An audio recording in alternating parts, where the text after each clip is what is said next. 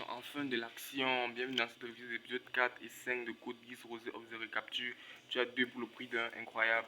Dans cet épisode, il y a beaucoup de choses qui sont passées, vraiment, ça m'a donné le smile, tu vois quoi. Depuis que je regarde la licence Code Geass, depuis que Code Geass est fini, je crois que c'est cet épisode qui m'a donné le plus de smile dans tous ces films, putain. Déjà, on voit Nina, elle veut empêcher le flair de tuer plus de personnes, de prendre plus de vie.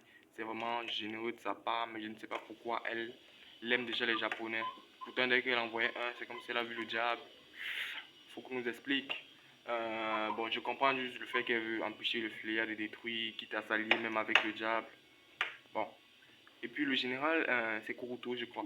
Je pensais que c'était vraiment quelqu'un qui allait juste secouer la tête et que derrière sa cravate, il allait rien foutre. Mais non, il a foutu quelque chose. Il s'est occupé de champ de bataille pendant que Rosé n'était pas là. Il a réussi à repousser les Britanniens, néo-britanniens. En plus, avec un Knight of Round, un chevalier de Norland, la Queen, la Black Queen, la Queen, la reine noire, voilà. Incroyable, il a réussi à la repousser à lui tout seul. Même si à la fin H est venu l'aider, mais il a réussi à la contenir pendant que Rosé attaquait le Fléa avec d'autres troupes de leur alliance, je ne sais pas comment ils s'appellent, bon, la résistance. Bon, mais là, je suis de plus en plus déçu par Rosé, c'est ça qui me déçoit dans cet épisode, c'est l'une des deux choses qui me déçoit dans cet épisode. Il y a Rosé d'abord, pourquoi?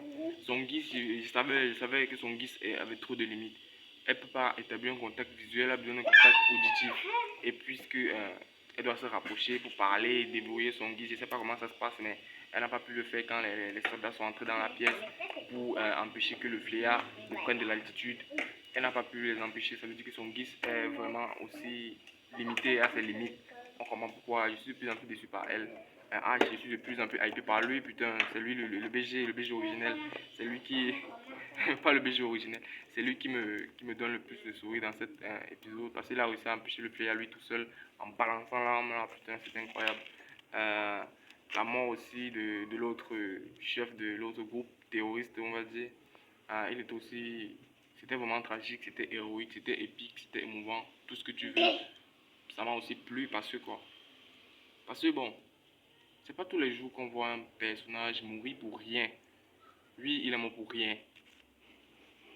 Parce qu'après le filet, c'est tout écrit. Ils ont abandonné le Damoclès. Il est mort pour rien. Il n'avait pas à faire ça. C'est pour ça qu'il dit qu'il était tragique, épique. Putain. Bon, sa mort ne m'a pas trop dérangé. Mais l'épisode 2, la mort des deux frères là, ça m'a beaucoup dérangé. Je considère l'épisode 2 ou 1. Ça m'a dérangé, mais lui là, ça m'a pas dérangé. Je m'en foutais, putain. Montre-nous des vraies choses, putain. Et en plus de ça, euh, l'autre aussi qui ne veut pas perdre la bataille, ne veut pas décevoir Norland, il s'est aussi sacrifié. Mais putain, pourquoi il s'est aussi sacrifié? Il n'avait qu'à fuir, il avait échoué la mission. Ou lui, il est tellement patriote que quoi, moi à ce stade-là, je fuis, ben, je me casse loin d'ici. Ben. Puisque si tu échoues la mission, tu meurs, tu te sacrifies, tu meurs. Autant se casser. Mais non, il ne s'est pas cassé, il est resté, il est resté.